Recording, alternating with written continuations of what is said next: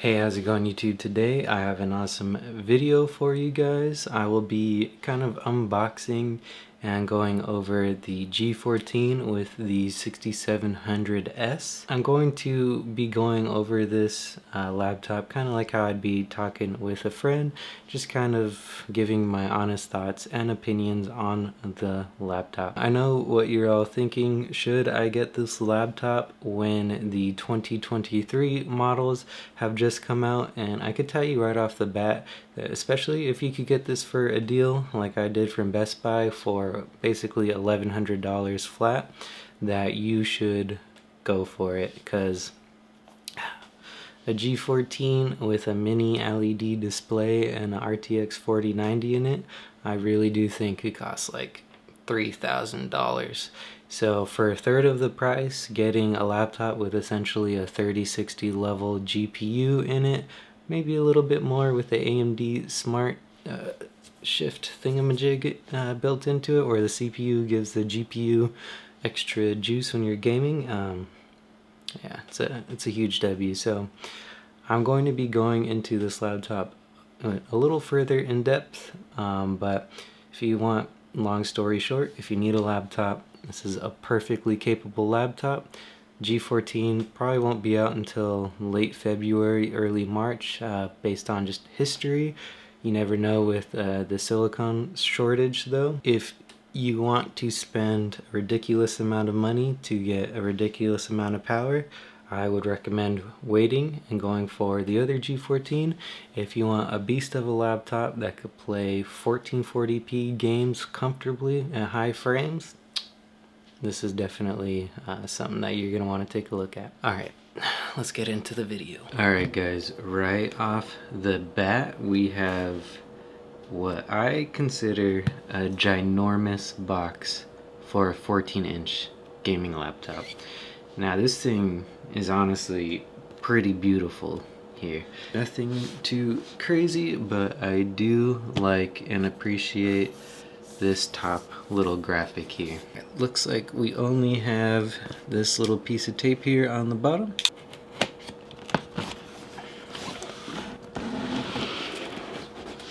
Oh, that is so nice. That, like, I don't know if you could see that on camera, that raised platform effect. So as you open the laptop, it comes up to you. That is just an awesome touch there. Alright, put the laptop to the side for just a brief moment. Let's see what we got underneath. We got this box.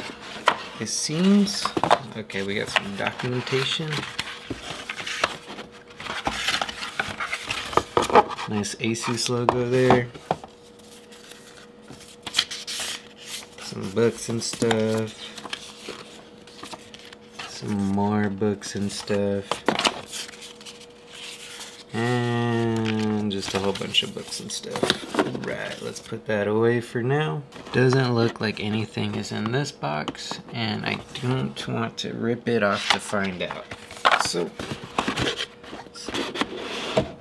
oh, that's interesting. When I try to close it or push down on this, the whole box closed. Alright, let's see what we got over here. Alright, over here, oh, we got a big old charging brick with the little power plug thingamajig. Alright, looks like that's all we have in the box. Alright, let's get on to the main event.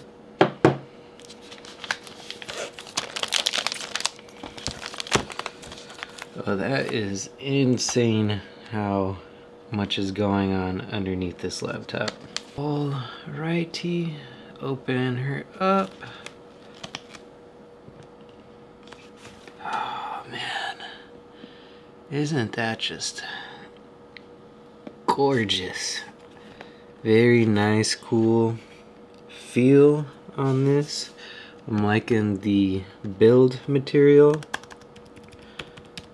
Asus honestly has some of the best keyboards on any laptop that I've ever tried, And I love that on this model they took that little thumb pad out so it's nice and symmetrical.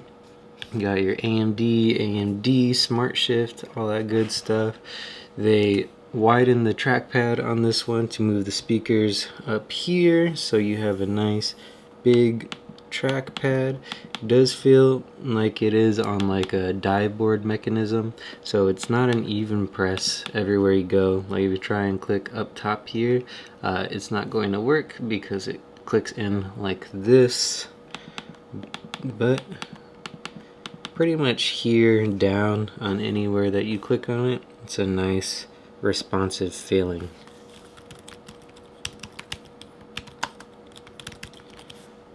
Oh yeah, that is definitely very nice. Let's see how we are looking on the I/O. Okay, I believe this is the side that connects directly to the dedicated graphics card as far as that USB-C port goes. So if you're connecting this to a monitor, you are going to want to use this to game. You have those two USB-A ports and a micro USB sorry, and a micro SD card slot. Very nice that that's there. Of course, I'd prefer a full-size SD card, but maybe I'll try a micro SD with a SD adapter and see how my camera likes messing with that. Just to try and edit some videos on this and not have to use any dongles. On the other side, we have the power, HDMI, USB-C that goes to the iGPU, and 3.5mm headphone and mic port / jack. And this, as you could see, it kind of like has some rainbow sparkles in there too. Pretty nice. I would have preferred a muted white, but man, that is still quite stunning. You have the Zephyrus logo right here, and then ROG made by gamers and all that. Alright, I am going to get a fresh install of Windows on this, take all the bloatware off, download some games, and then we will get right into some testing on this laptop. On the laptop by itself, and then I'll also hook it up to my monitor and see what kind of performance we could get out of this thing. Alright, so full disclosure here, I have been playing around with this laptop for a couple weeks since I filmed the unboxing. So there are a few things that really stand out to me from the get-go that I kind of want to go over. Now, first things first is... Oh, one thing that's cool, I just unplugged power. It went automatically into silent mode, and it also dropped the refresh rate to 60 Hertz to save on power. So that's kind of a neat little built-in feature that is in the BIOS. Now, one kind of gripe that I have right out of the gate is if I go here into Armory Crate, I have it down in my little settings, but I could do this. You have a little Armory Crate button right here. Alright, so if you go into GPU power saving, here is kind of where you control the mux switch. So Ultimate is where the dedicated GPU is the only thing that is working, which totally bypasses the integrated GPU and gives you better frame rates in games. The thing about that is if you turn on the Ultimate, so just the dedicated GPU, you have to reset the computer to allow any of these other modes to work again. So let's say you're gaming and then you're trying to take this bad boy to school. The second you unplug it and you start moving, if you don't reset it, the dedicated GPU, in this case the 6700S, is going to start zapping away at the battery. So you really have to be mindful about which mode that you are currently in. So there's Ultimate, dedicated GPU, Standard, which Windows will try and decide which apps use the iGPU and which apps use the dedicated GPU. Eco mode, which is just the iGPU, and optimized, which will be Asus's way of trying to do the whole Windows thing where it'll switch between the iGPU or a dedicated GPU. So one thing that I kind of have a gripe with, and maybe this isn't Asus's fault, but Windows in general, is I was trying to edit videos on this laptop with DaVinci Resolve, right? Because I don't use Adobe purely based on the subscription platform that they have. Like anything that you use, you have to pay a monthly fee for. I kind of like doing the buy it once and then just not paying for it again. The big problem that I have here is each application that you open is going to try and choose iGPU or dedicated GPU.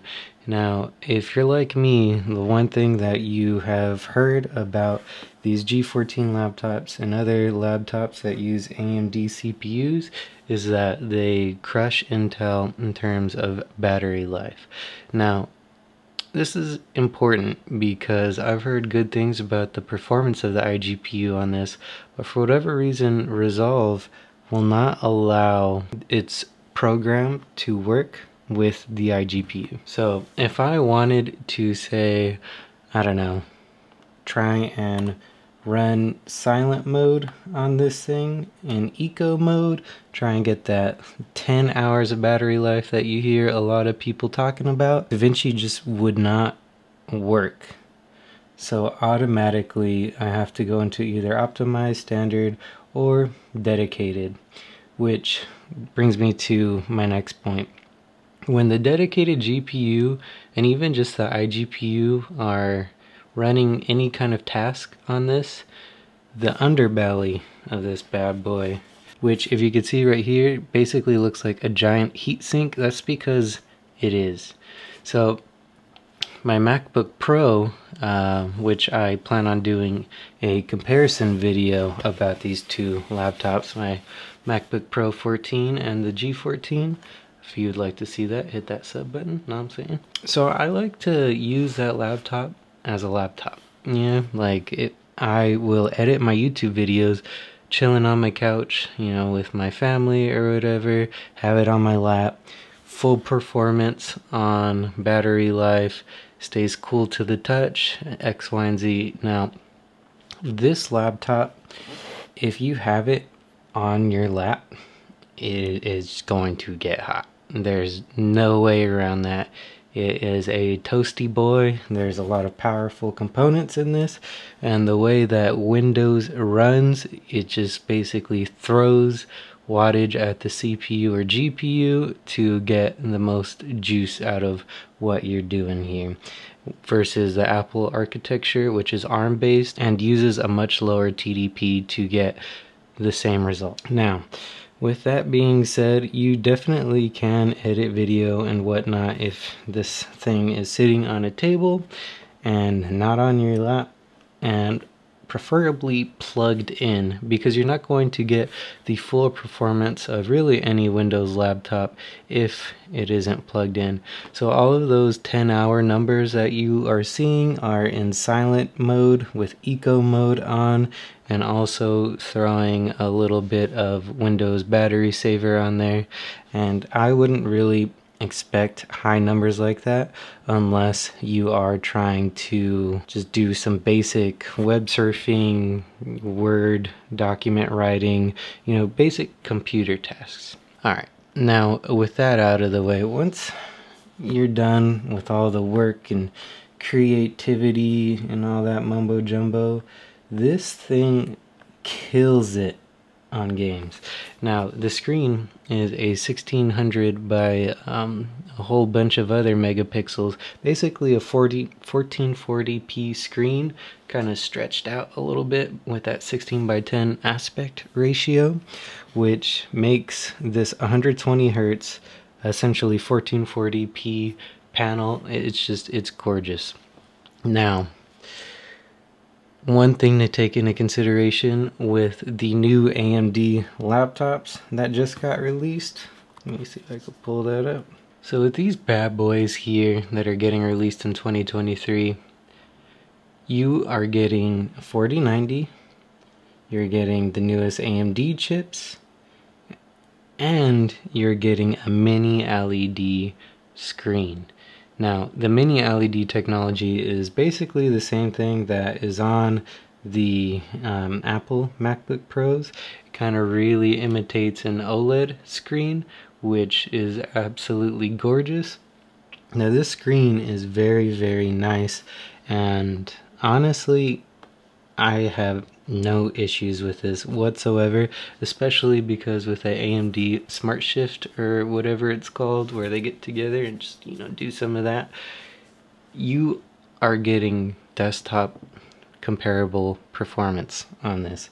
Like, I can play Call of Duty and get around 100 frames in Warzone, which is pretty good, especially on that 1600 aspect ratio that is native to the screen. If you play the 1080p version of whatever 16 by 10 is, you're going to be getting a little bit more frames, but I really enjoy the crisp picture that is on this screen. And now that's also very, very important to say that the ports on this side are connected to the dedicated GPU. I don't know if you could see that on the camera too well, autofocus, but there is like a little tiny D right here, and I don't know what it stands for, so let's just pretend it stands for dedicated. On the other side, you are getting the iGPU connection. So if you put this bad boy here on the ultimate mode, and if you have a USB-C to DisplayPort cable, which is how I run it on my monitor for testing, then you are going to be getting the biggest bang for the buck out of this, I guess, and being able to take this, put on all the battery saver things, have a full day of school, work, whatever you want to do, and without even having to charge it, depending on what your workload is, and then coming home to a monitor, plugging it in, and getting like 100 frames on Warzone, which is a very poorly optimized, buggy mess of a game. Very impressive for this little 14-inch form factor here. Awesome. Now, that is... the interesting thing is a 4090 in this. Now, with the 6700S, which is kind of comparable to a 3060 of the previous gen, this gets very hot. Like, it hits 94 degrees Celsius on the regular. The impressive thing is with the hinge mechanism here, the classic Asus hinge, where, as you can see, when I close it, it lays down flat. When I open it, it raises it up, which promotes a lot of airflow. Windows Hello, by the way, which is pretty dope. Yeah, it does have Windows Hello. As you could see, my face unlocked it. Pretty neat stuff. So, with the 6700S, playing games 100% full throttle, the heat exits here and up on the screen. The keyboard somehow remains very pleasantly cool to the touch. So, like, I'm coming from a Razer Blade 15 where those little chiclets felt like hot little lava tiles. This is very pleasant to play with.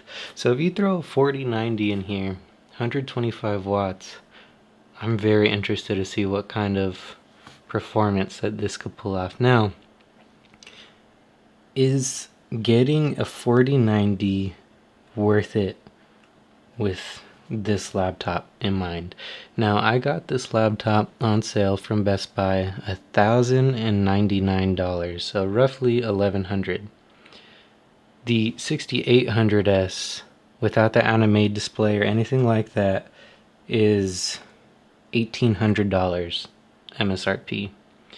4090 with the mini LED, I'm sure it's only going to be spec'd with that, the highest end. I think we're looking damn near $3,000 for a 4090 G14. Now, playing games at 1440p on this thing, it runs smoothly, flawlessly, dare I say, is it worth spending nearly 3 times the price to get a 4090? Maybe if it's twice as fast? Maybe 40% better? Like, what kind of percentage better does this laptop have to be worth literally possibly 3 times the amount that this laptop is? I just don't see. Oh, actually, the mini LED is going to be 165 hertz. That's pretty gangster. And then, yeah, AMD Ryzen GeForce RTX. So I have a question for you guys. Do you think these new G14s are going to be worth waiting for when you have this already? Now, the new G14s are going to be using the same exact chassis as this. This is a new look and model from AMD, the G14 2022 version. Nice matte white, kind of off-colored chiclets. Before there was like that weird shaped spacebar and all that. This is going to be continuing in this chassis. Do you think having the 4090 new AMD chip for maybe double/triple the price is going to be worth the wait? Personally, I don't think so. Now, the thing is, these G14s especially are notorious for going on sale like that Black Friday. Like this, brand new, I think $1,700. Got this on sale during the holidays for basically $1,100. I think it was total like $550 off. Maybe the 4090 comes out, right? And let's say it comes out at $2,500. Let's be, let's be optimistic here. If they throw $500 off, would it be worth it at $2,000? Maybe double the price? I don't know. I'm looking forward to like a mini LED display, but I gotta tell you guys, getting this laptop in, it's a beast. And something about the white aesthetic of it, it's absolutely beautiful. I can do without the rainbows there coming out of the lid, as you could see, but I just love how this laptop looks.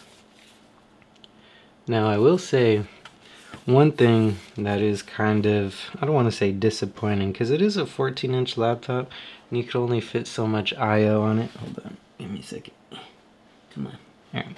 You could only fit so much I/O on it, but if you want, say you're hooking this up to your desk setup, you want a keyboard, a mouse, a headset. Okay, that's 3 things, right? Most PC manufacturers make their components USB-A. So, yeah, one here, that's 2. So, external keyboard, external mouse, and then USB-C. That'll be going towards your monitor, USB-C to display port. On this side, you only have another USB-C port. So unless you change, sorry about the autofocus. So unless you change your cable on your peripherals, you're going to have to be using an adapter. And again, micro SD instead of regular full-size full SD or whatever. This is pretty unfortunate. I have flirted with the idea of getting a micro USB with the little adapter that is full-size SD, using that to film my videos and then trying to edit off of this. But I've heard that the compatibility with that and Sony cameras just doesn't really work too well sometimes. And the last thing I'd want to do is film an entire video and then it just kind of get corrupted or something. So I will do some testing with that. It is definitely nice that something is included there, but if a full-size SD card slot was there, it'd be... Alright, last things that I would like to touch on are just actually using the laptop as a laptop. So I do have a MacBook Pro 14-inch with a new keyboard, and I gotta say this is even more comfortable for me to use. These keys are just so tactile and good feeling and mushy. Like when I had my Razer Blade 15 with the chiclet keys, I would be carrying around an extra keyboard if I was going to set something up. But with this, I honestly could say, especially with how cool the surface is when you're playing, that I would very much like to play games on this keyboard. The trackpad is, I think, 50% bigger or something like that, but it's very big, very responsive. It does all the trackpad things. It is a die board mechanism, so if I push down here versus up here, it doesn't work like how Apple has a anywhere you push kind of thing. It works the same because they have a haptic motor. This is a mechanical mechanism in here, so it's a physical dive board when you are pushing it. Other than that, the speakers work completely fine. Very happy with how the speakers are on this. The keyboard layout is fantastic. The sound of the fans really does not bother me when gaming, especially if I'm wearing a headset, but for the amount of power and juice this is putting out, especially when you're using an external monitor, the fans are not nearly as bad as some other gaming laptops that I've tried. And that's kind of another thing, is like the acoustics of the fans are honestly to me kind of pleasant. It's not like a high whine or anything, it's just a mellow shh. So definitely love that. Alright, well that about wraps this up. If you guys have any questions, comments, or concerns, please leave them in the comment section down below. Leaving a like, sub, and comment goes a long way in supporting the channel. Thank you for stopping by.